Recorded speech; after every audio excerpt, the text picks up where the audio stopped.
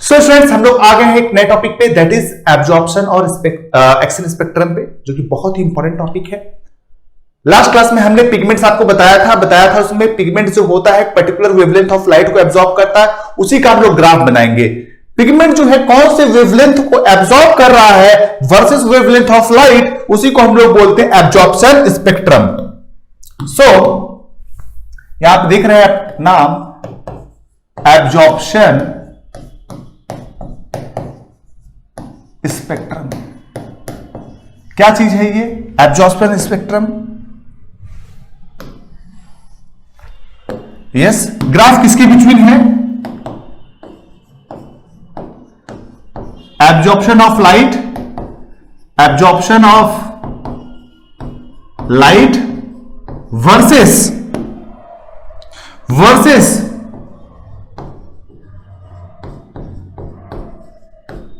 Wavelength of light. Absorption of light versus wavelength of light, उसी को हम लोग बोलेंगे yes absorption spectrum. Okay, now अब इसी में डिफरेंट पिगमेंट्स का हम लोग बनाएंगे। जैसा कि आप ग्राफ देख रहे हैं यहां से, जो फोटोसिंथेटिक एक्टिव स्पेक्ट्रम होता है, पार जिसको हम लोग बोलते हैं, किस रेंज में फोटोसिंथेसिस होता है उसी को हम लोग लेंगे, दैट मींस उसी का एब्जॉर्प्शन होता है। भाई फोटोसिंथेटिक एक्टिव स्पेक्ट्रम क्या होता है, ठीक है, या फोटोसिंथेटिकली एक्टिव रेडिएशन, इसको पार भी बोलते हैं।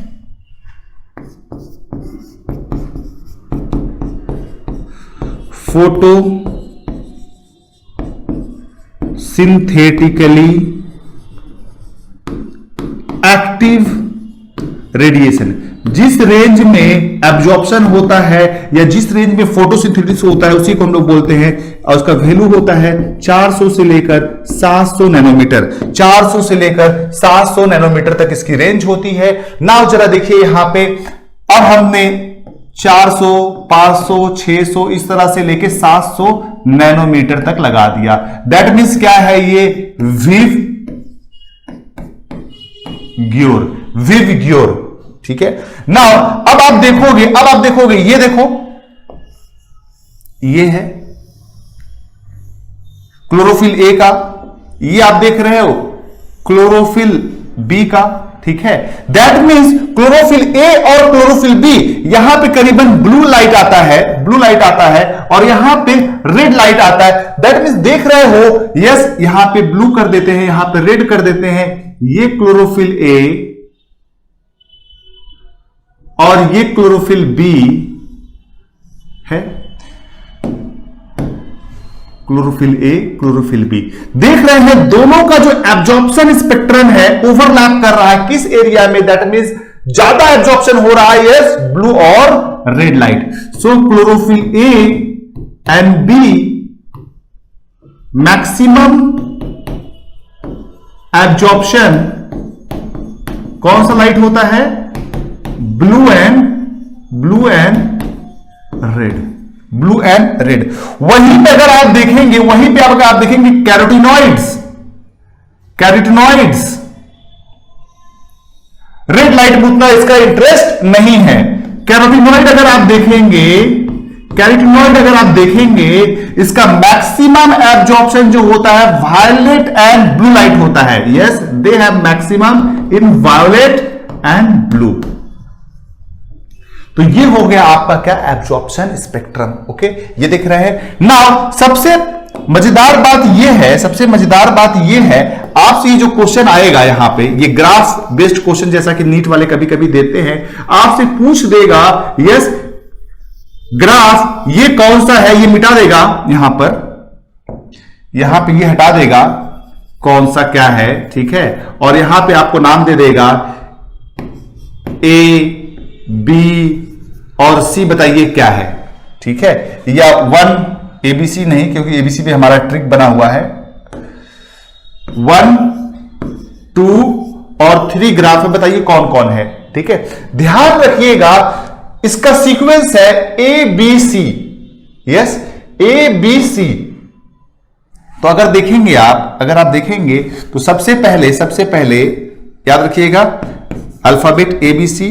सबसे पहले आता है क्लोरोफिल ए, सबसे पहले कौन पिक करेगा?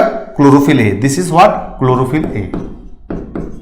उसके बाद कौन पिक कर रहा है? देखें, ये देखिए छोटा सा पिक आया है, क्लोरोफिल बी। उसके बाद आता है chlorophyll B, and at last जो पिक कर रहा है वो है क्लोरोफिल सी। तो इस सीक्वेंस में आप लेबलिंग कर दीजिएगा, याद करने की जरूरत नहीं है, स्ट्रिक याद रखिएगा, ए बी सी अल्फाबेट, ए के बाद बी, बी के बाद सी।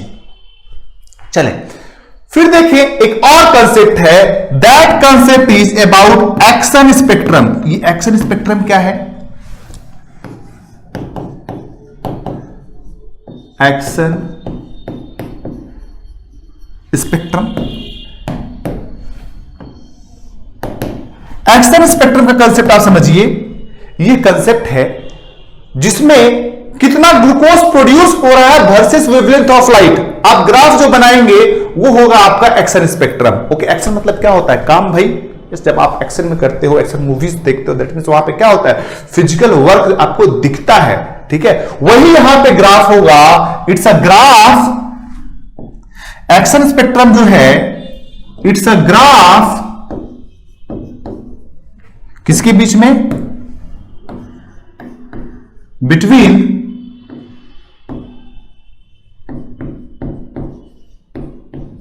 wavelength of between wavelength of light, between wavelength of light and rate of photosynthesis। ठीक है, इसका एक्सपेरिमेंटल प्रूफ भी है, इसका एक्सपेरिमेंटल प्रूफ भी है, एक्सपेरिमेंटली प्रूव्ड बाय एंगलमैन। ध्यान में आ रहा है एंगलमैन एक्सपेरिमेंट। सो experimentally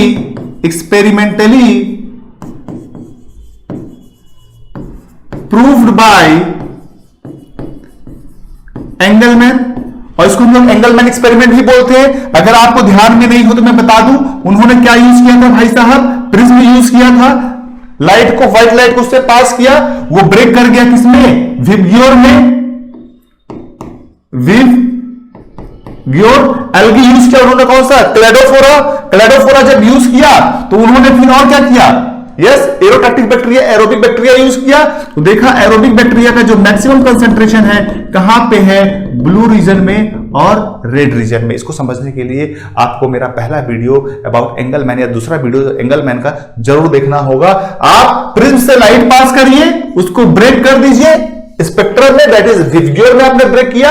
जब विबग्योर में आपने ब्रेक किया तो यहां पे ब्लू और रेड रीजन में आपने एल्गी कौन सा यूज किया? Green algae, that is Cladophora. Photosynthesis perform करेगा, ऑक्सीजन इवॉल्व करेगा, और मैक्सिमम कंसंट्रेशन ऑफ बैक्टीरिया जो है एरोबिक बैक्टीरिया ब्लू और रेड लाइट में पाया जा रहा है। दैट मींस ब्लू और रेड लाइट में मैक्सिमम ऑक्सीजन है। मैक्सिमम ऑक्सीजन तभी हो सकता है जब मैक्सिमम फोटोसिंथेसिस हो। ओके, मैक्सिमम फोटोसिंथेसिस हो, दैट मींस ब्लू और रेड लाइट में मैक्सिमम फोटोसिंथेसिस होता है। अगर आप ध्यान में देंगे, yes, rate of photosynthesis versus wavelength, तो 400 से लेके 700 इस तरह से आपको दो पीक नजर आएगा, एक ब्लू वाले रीजन में, एक रेड वाले रीजन में। एब्जॉर्प्शन भी आपने देखा था ब्लू और रेड रीजन में हुआ था ज्यादा। दैट मींस अगर दोनों ग्राफ को हम ओवरलैप करें तो देखेंगे जो दोनों ग्राफ है, दोनों पैटर्न है, ओवरलैप करता है। That means absorption and action spectrum overlaps. ठीक है, एब्जॉर्प्शन एंड एक्शन स्पेक्ट्रम जो होता है वो ओवरलैप करता है। नाउ जरा आते हैं मैकेनिज्म ऑफ फोटोसिंथेसिस पे। ठीक है, मैकेनिज्म ऑफ फोटोसिंथेसिस में आपको पहले क्लास में मैंने बताया था, शायद कुछ हल्का फुल्का आपको आइडिया दिया था। देखें, ठीक है, दो फेजेस होता है, एक लाइट रिएक्शन होता है और एक केल्विन साइकिल होती है, डार्क रिएक्शन। लाइट रिएक्शन जो होता कहां होता भाई साहब? ग्रेना में होता है, या आप बोल सकते हो थाइलाकॉइड में। और केल्विन साइकिल जो होता है स्ट्रोमा में होता है। स्ट्रोमा में क्या होता है आपका? यस, रुबिस्को एंजाइम होता है। ये देखिए आपका, यस, ग्रेना है। ग्रेना के लिए रिएक्टेंट क्या क्या लगेगा? एडीपी प्लस साथ में इनऑर्गेनिक फॉस्फेट और NADP भी लगेगा, बोलिए हाँ या ना, लगा NADP। चलिए, और क्या जरूरत है भाई, जल की जरूरत पड़ेगी, पानी की जरूरत पड़ेगी, वाटर की, H2O। साथ में लगेगा कौन, क्लोरोफिल। लेकिन ये जो क्लोरोफिल है ये बेचारा इनएक्टिव फॉर्म में रहता है, सोया हुआ रहता है। अब जैसे ही सूर्य की किरण आएगी, सनलाइट आएगी, इसको दोनों तरफ से दो थप्पड़ मारेगी। जैसे आप क्लास में सोते रहते हो, 2 थप्पड़ मारो तो एक्टिव हो जाते हो, तो ये क्या हो जाएगा, एक्टिव हो जाएगा। नाउ एक्टिव हो जाएगा तो ये फोटोलाइसिस ऑफ वाटर करेगा, तो ऑक्सीजन बाहर निकल आएगा एज अ बाई प्रोडक्ट, हम सांस ले पाएंगे। ओके, वैसे एटमॉस्फेयर में सफिशिएंट ऑक्सीजन है, लेकिन ये कंटिन्यूअस रिप्लेस करते रहते हैं। ठीक है, तो देखो अब ऑक्सीजन यहां चला आया तो हाइड्रोजन कहां चला जाएगा, यहां पे। That means they will lead to the production of NADPH2। और ADP और इनऑर्गेनिक फॉस्फेट दोनों लाइट एनर्जी को यूज करेंगे और बना देंगे यहां पे bond, that is adenosine triphosphate ATP। तो आपसे पूछेगा भैया लाइट रिएक्शन का रिएक्टेंट क्या है, तो ये इसका रिएक्टेंट हो गया, ये इसका रिएक्टेंट हो गया, ये इसका प्रोडक्ट हो गया। ठीक है, इधर से इसको भी मिला लीजिए, इधर रिएक्टेंट में इसको मिला लीजिए, तो ये हो गया आपका रिएक्टेंट प्रोडक्ट। कैटलिस्ट कौन है भाई साहब, क्लोरोफिल है। साइट कहां पे है, यस थाइलाकॉइड बोल लीजिए या आप ग्रेना बोल लीजिए। यहां तक आई थिंक आप क्लियर हैं। चल, फिर आता है आपका डार्क रिएक्शन, कहां होगा, स्ट्रोमा में। क्या होगा, ये चीजें यूज हो जाएंगी। जो लाइट रिएक्शन का प्रोडक्ट था वो इसके लिए रिएक्टेंट का काम करेगा, साथ में लगेगा CO2 और CO2 से बन जाएगा C6H12O6 और यहां से रिलीज हो जाएगा NADP और ये चेंज हो जाएगा ADP में, और ये अगेन NADP रिसाइकल्ड हो जाएगा और ये कंटिन्यूअसली इस तरह से यूज होता रहेगा। तो ये जो चीजें हैं, this is the reactant of the dark reaction and this is what, product of dark reaction. Okay, this is the reactant of the dark reaction and this is what, yes, product of the dark reaction. Is it clear? Now यहां पे देखें, this is reactant of the what, light reaction and this is what, product of the light reaction. Okay, तो ये था आपका mechanism के बारे में। नाउ अब लाइट रिएक्शन का डिटेल पढ़ने से पहले हमको पढ़ना होगा फोटो सिस्टम के बारे में। What is photo system? 2 तरह का फोटो सिस्टम एग्जिस्ट करता है हमारे प्लांट के क्लोरोप्लास्ट में। फोटो सिस्टम एक्चुअली है क्या? It's arrangement of chlorophyll A and accessory pigments। इतना सारा पिगमेंट्स अवेलेबल था, क्लोरोफिल A है, B है, C है, D है, कैरोटिनॉइड्स है, जेंथोफिल है। ठीक है, नाउ सबको अरेंज करके एक सिस्टम बनाया गया, that is called eight photo system. Okay, now ये जो फोटो सिस्टम है ये 2 तरह का होता है, photo system 1 and photo system 2। 2 तरह का फोटो सिस्टम होगा, एक फोटो सिस्टम 1 और एक फोटो सिस्टम 2। जरा फोटो सिस्टम होता कैसा है ये आप देख लीजिए। देखिए, फोटो सिस्टम में बहुत सारा एसेसरी पिगमेंट्स होगा, chlorophyll B, C, D, xanthophyll वगैरह वगैरह वगैरह वगैरह वगैरह। नाउ और एक जो होगा मेन होगा chief pigment, that is called as chlorophyll A। This is called as reaction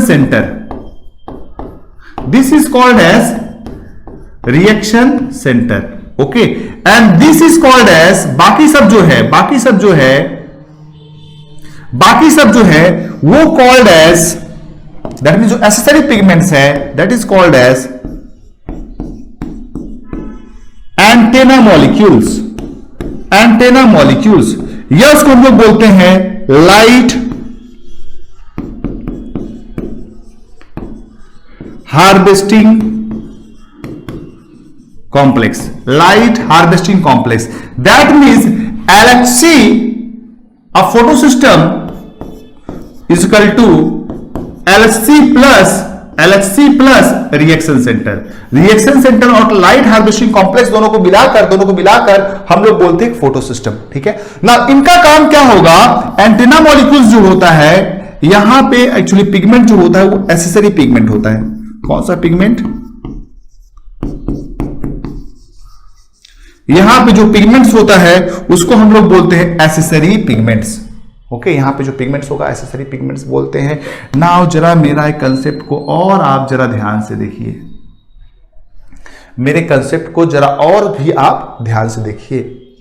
ये जो होता है लाइट जो होता है एब्जॉर्ब करेगा,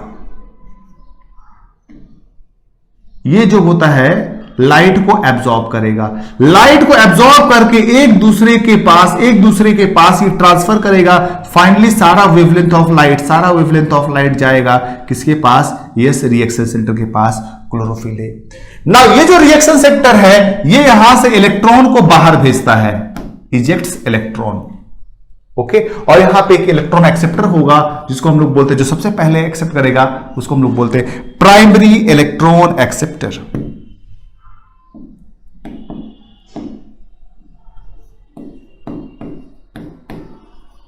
प्राइमरी इलेक्ट्रॉन एक्सेप्टर।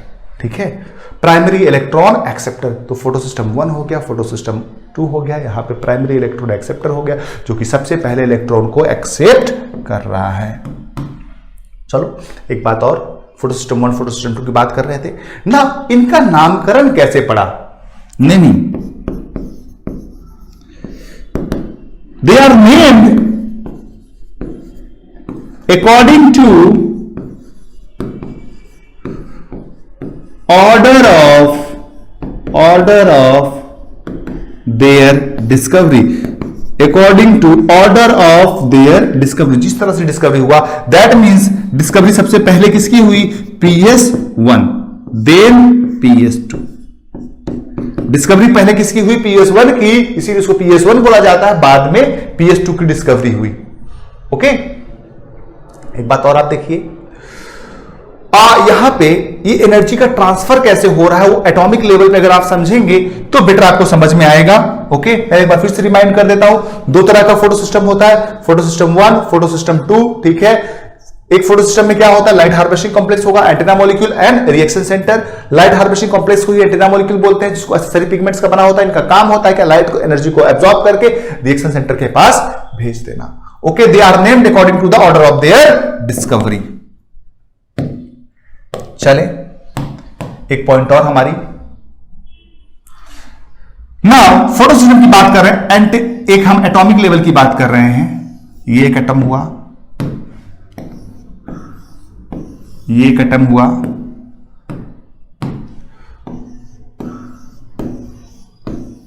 ये एक एटम हुआ। मान लो ये रिएक्शन सेंटर है, ये एसेसरी पिगमेंट्स है। यहां जब एनर्जी एब्जॉर्ब होगा, इलेक्ट्रॉन एक्साइट होगा, फिर इलेक्ट्रॉन नीचे की तरफ आएगा, फिर ये क्या करेगा, एनर्जी रिलीज होगा। जब आउटर सेल से नीचे सेल में आता है तो एनर्जी रिलीज होता है, इनर सेल से आउटर सेल में जाता है तो एनर्जी एब्जॉर्ब होता है। अगेन यहां पे इलेक्ट्रॉन था, अगेन ये एक्साइट होकर ऊपर जाएगा आउटर सेल में, अगेन ये बैक आएगा, फिर से यहां से क्या रिलीज होगा, एनर्जी। इस तरह से सारा एनर्जी इसके पास पहुंचेगा, इसका इलेक्ट्रॉन एक्साइट होकर बाहर निकल जाता है। ठीक है, दैट मीन्स एसेसरी पिगमेंट जो होता है gets excited, but chlorophyll A of reaction centre gets oxidised because loss of electron is known as what, oxidation. तो फोटो सिस्टम जो होता है उसमें जो रिएक्शन सेंटर होता है उसका ऑक्सीडेशन होता है, जबकि जो एसेसरी पिगमेंट्स होता है उनका सिर्फ एक्साइटेशन होता है। ये आप देखिए, ये आप पिगमेंट्स देख रहे हैं, this is what, reaction centre. और ध्यान रखिएगा reaction centre always made up of chlorophyll A. Reaction centre जो होता है हमेशा क्लोरोफिल ए का होता है। नाउ अब वो ऑक्सीडाइज किस पे होगा, कौन से वेवलेंथ ऑफ लाइट पे ऑक्सीडाइज होगा, उसके बेसिस पे ये दो तरह का होता है। जो 680 नैनोमीटर से एक्साइट होगा उसको हम लोग बोलते हैं P680 रिएक्शन सेंटर का फोटो सिस्टम, P680, या इसको हम लोग बोलते हैं PS2। एक होता है 700 नैनोमीटर से एक्साइट होता है, इसको हम लोग डिनोट करते हैं रिएक्शन सेंटर को P700 से, और फोटो सिस्टम को हम लोग बोलते हैं PS1। Is that clear? तो इससे ज्यादा क्वेश्चंस आपका नहीं पूछा जाएगा अबाउट द पिगमेंट सिस्टम। अगली क्लास में हम लोग देखते हैं details of the light reaction. Okay.